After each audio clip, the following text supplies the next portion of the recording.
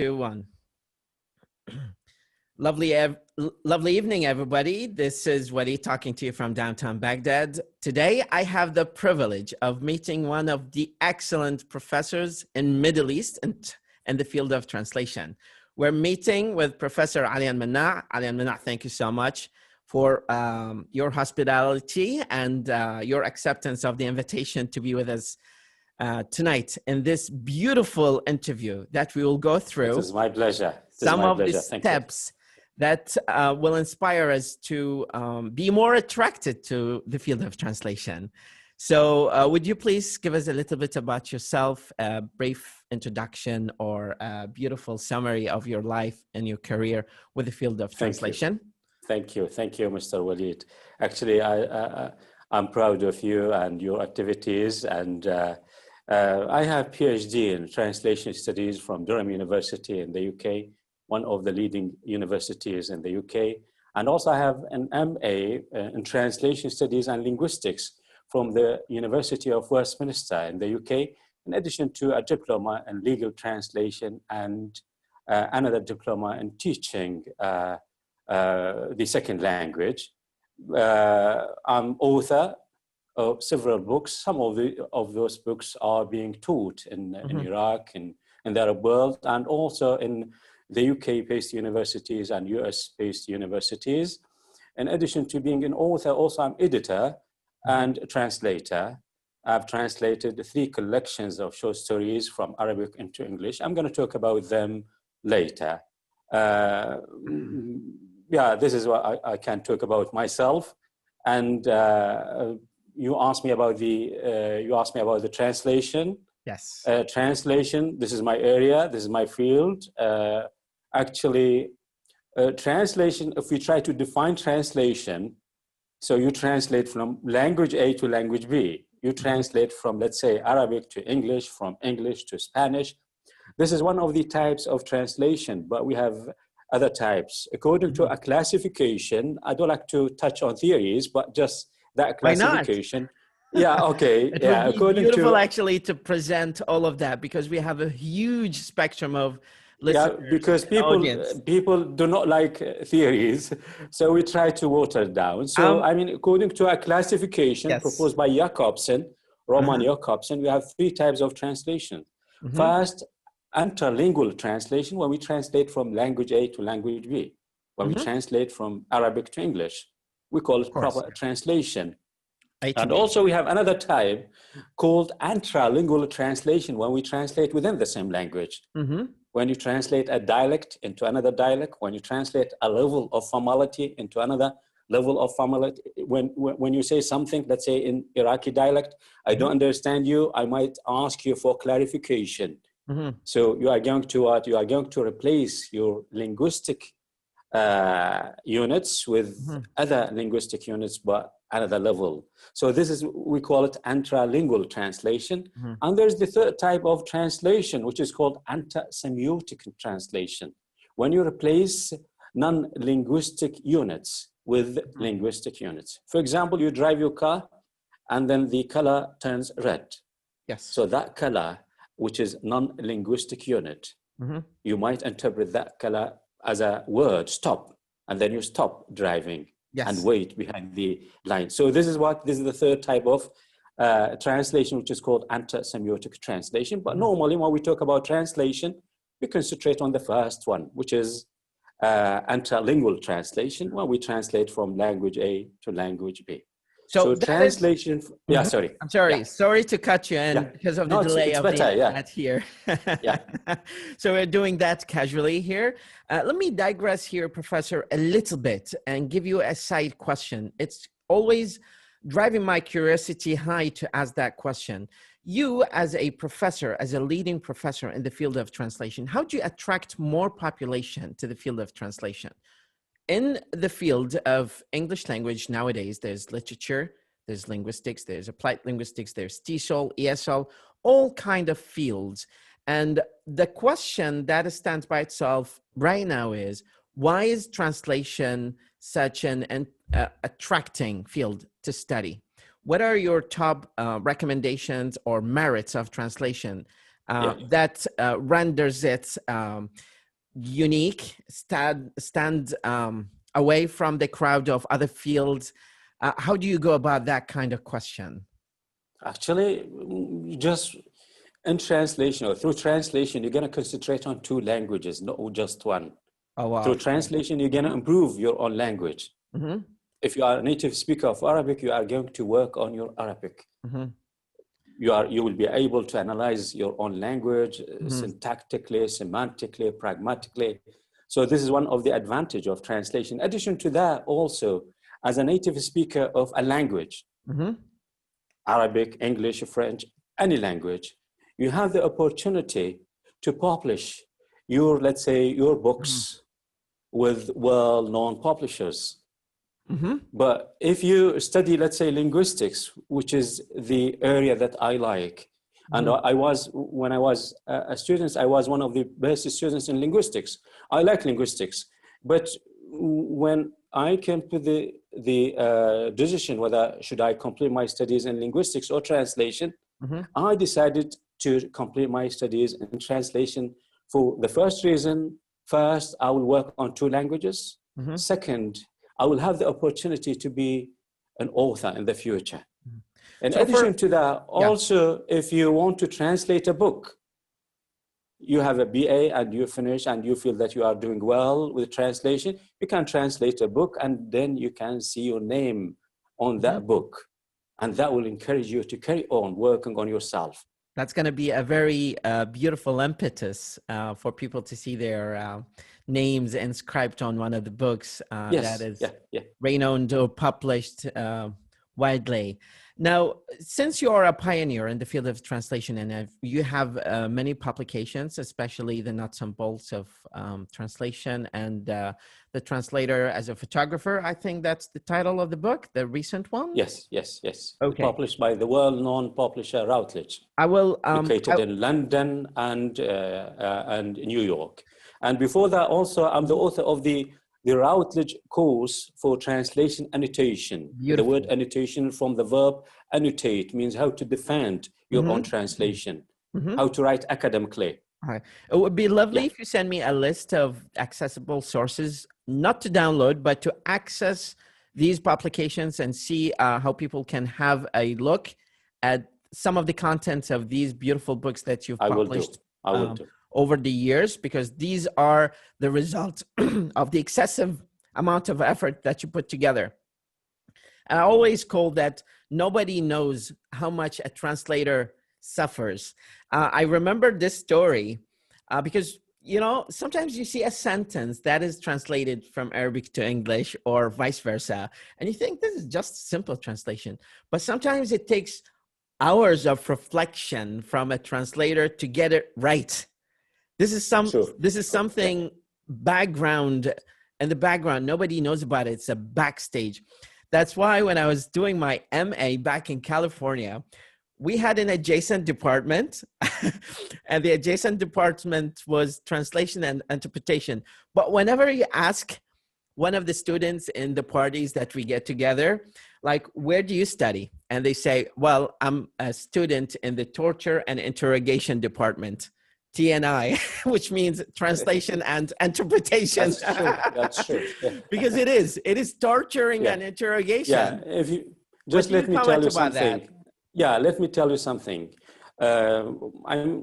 Recently I have been invited to have a webinar at Durham University. Yes. My own university, I think 5 days ago. And then I explained just a simple sentence. No, it was a complex. Look at those two sentences and see, I can have a lecture about those two sentences. I can write a chapter about those two sentences. كنت أشاهد التلفاز عندما كنت صغيرا. Yes. I'll repeat.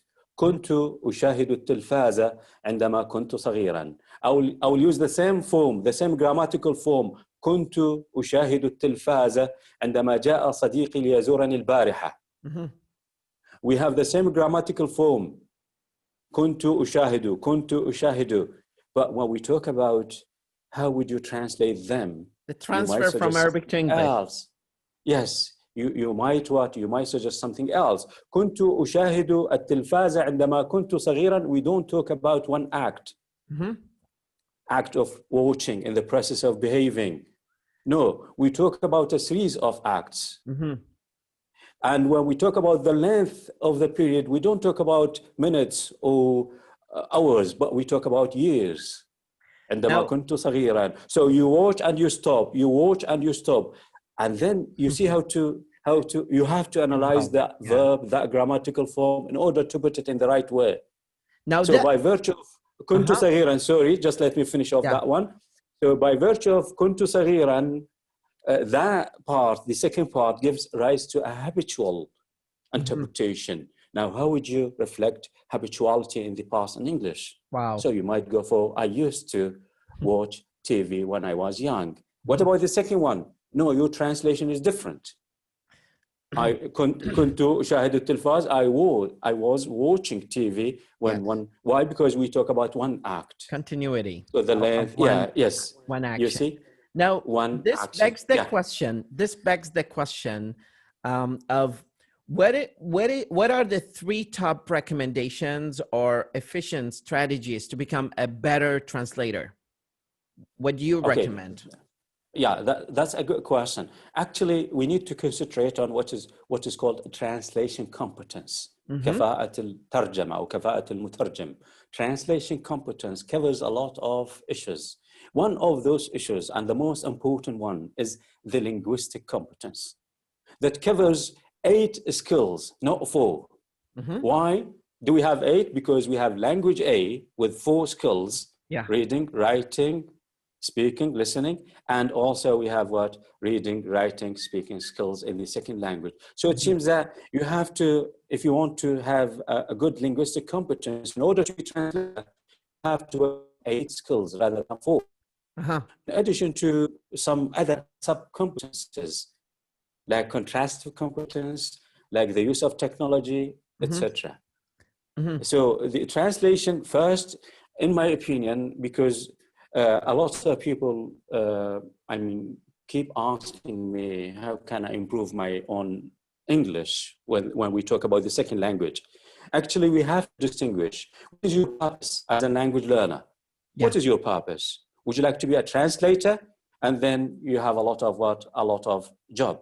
If you want to be you want to communicate, then you have to concentrate on on the 4 skills.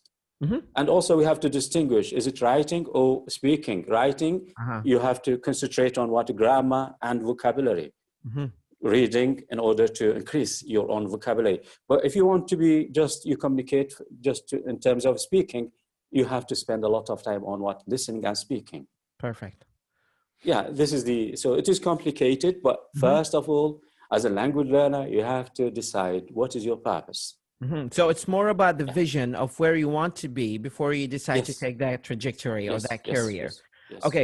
Due to time constraints and because it's Friday and it's your privilege to have your time with your lovely family, I will go through the questions here, but I need you to promise me that we'll have another meeting this month or next month, inshallah, to continue discussing these topics, because I truly love your insights and your thoughts to be spread to people. We have big community of translators and students who are inspiring to become translators in future, but they haven't crystallized their vision of where and before going through your questions.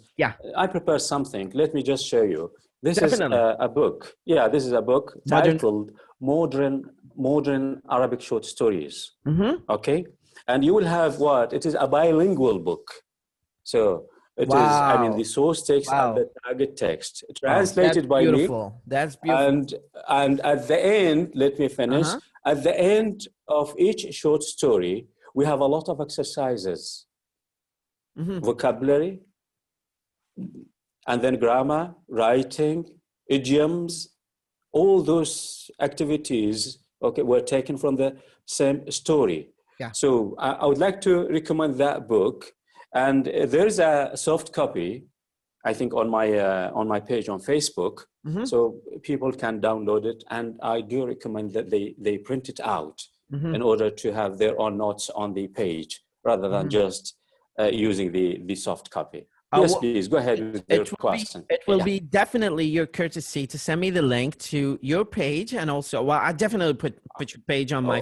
Better I will send it to you. Definitely. And then you take care of that. Thank you. Okay, sure. And that leads us to the next question here, and that is, what is the role of translation in learning other languages, Professor? Do you think that when you go and choose translation, is that going to lead you to learn other languages, or it is just going to be making you clairvoyant about the field of translation as an art, but not as a specialty of mastering two languages?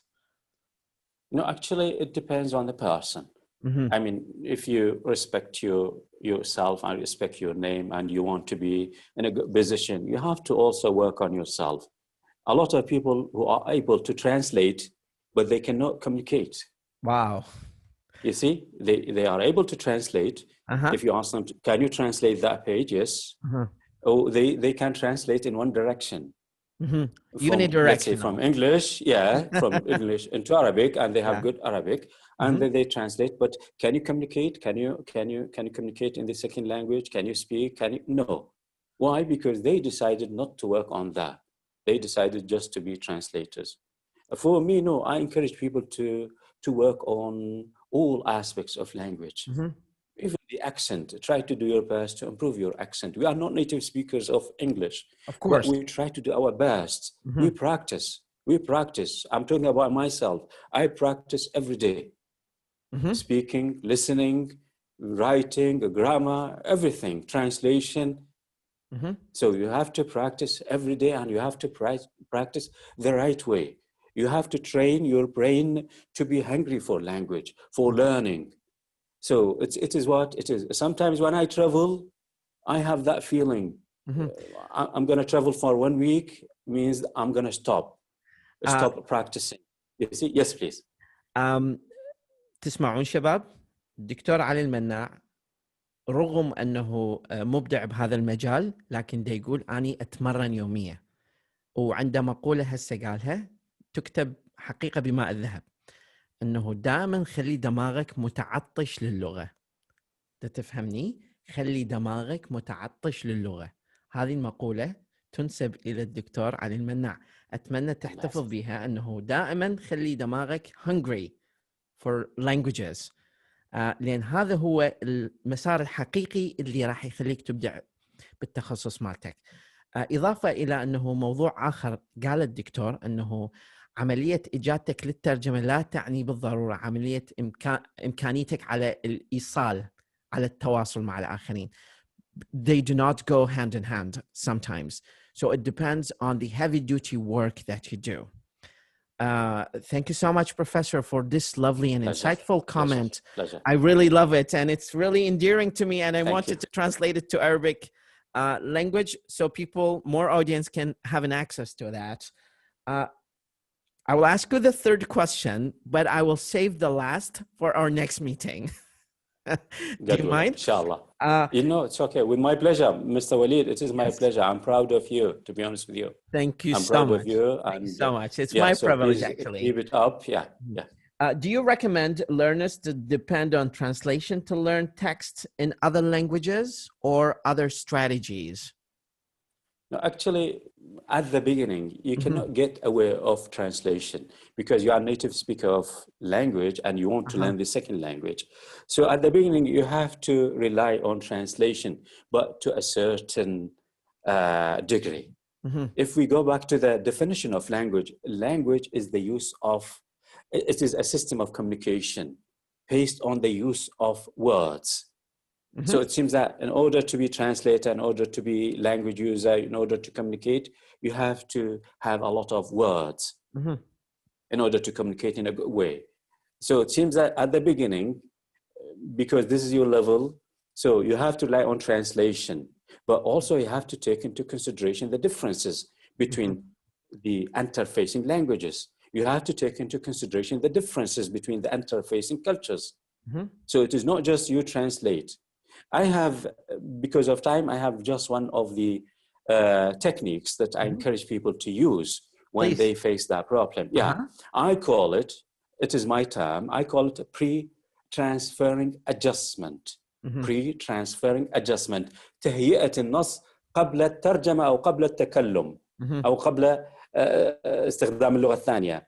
So let's have a sentence just to make what I have in my mind clear.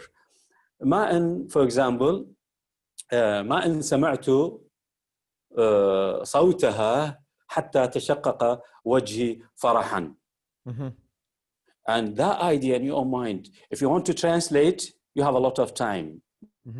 You can check up, you can Google it, you can ask people. But if you want to communicate and you have that sentence in your mind, there is no need to translate word by word. But what you have to do, you rewrite it mentally. You say it, re-say it in the same language. We're going to have an example of anti-lingual translation. ما إن رأيتها حتى, I have problem with ما إن حتى. عندما رأيتها, there is no need for ما إن حتى. You go for عندما رأيتها أو عندما سمعت صوتها تشقق وجهي فرحا. تشقق وجهي فرحا. You can go for what? فرحت فرحا شديدا. It is difficult. فرحت بشدة. Now you communicate. So it seems that you have to go through all those techniques in order to speak in a way, and people would not ask you to repeat, or what do you mean by this?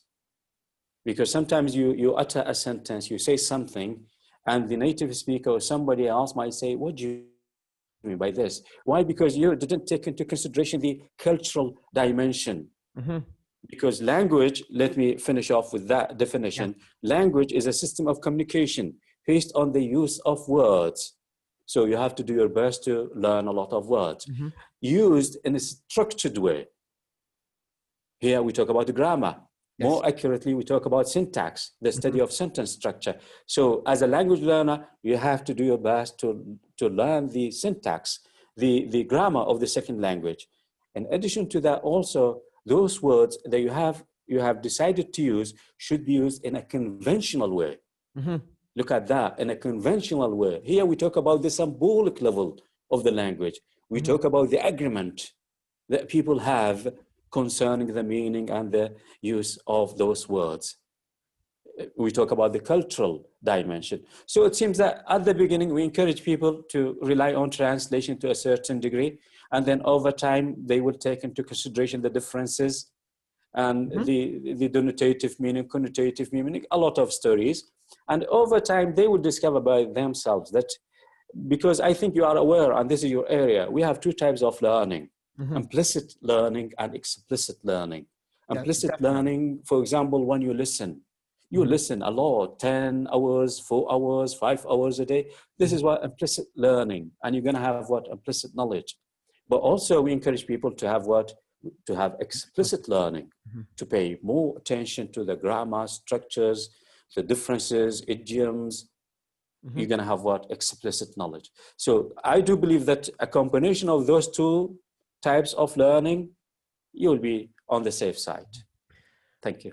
Professor, thank you so much for this lovely and insightful comments that you added. It's actually your wealth and treasure of knowledge in this field. And you have a wide range of experiences within that field of study. It's really beautiful field. And I definitely recommend people to apply to have and enjoy the study in this field. Do you have any final thoughts and comments or recommendations in Arabic or English to the upcoming students, to this generation of students within the presence of media and technology, to take advantage of technology to learn translation? Sure. Yes. I mean, translation or language, the second language, just you have to rely on yourself. I don't like you to rely on the teacher. The teacher cannot provide everything, but you should have your own plan. You need to identify your weaknesses and also your strength. And you improve here and you work on here. So I have a problem. I do remember when I was a student, I cannot speak. Why? Because of my character. So I cannot speak, but I was very good in terms of grammar, writing, etc. So what is the solution? The solution, I have to face that problem. I have to work on myself. I have to practice. Again, you have to practice every day. And also use those, I mean, as you have already said, use the technology. Internet, YouTube, record yourself. you listen to something you are interested in, and you spend a lot of time listening. You listen the first time, the second time, the third time, and then you summarize it in your own words and stand in front of the camera and make a video. That's and actually then in order a good to have just that you made. Mr. Walid, in order to have just 2 minutes, you might practice for 2 hours. Why? Because I don't like that sentence. Let me repeat. Yeah. And you train the mouth muscles. Mechanical training for mouth. Yes, you train. Mental training to your mind. Yeah, sorry to interrupt you. Even you have to identify over time the position of your tongue. Because when you speak in Arabic, the position of your tongue is slightly different from the position of your own, when you communicate in English. I normally, when I teach students, I advise them to put their fingers here and start talking. You see, I'm funny, but I'll do it. Okay, instead of saying, I want to ask you a question. I want to ask you a question. Over time, you're going to discover that the position of your tongue should be in that position, not the other way around. But when you speak in Arabic, no, another language. Different positions. So that's it, Thank you so much, Professor, for your lovely and insightful presence and thoughts here.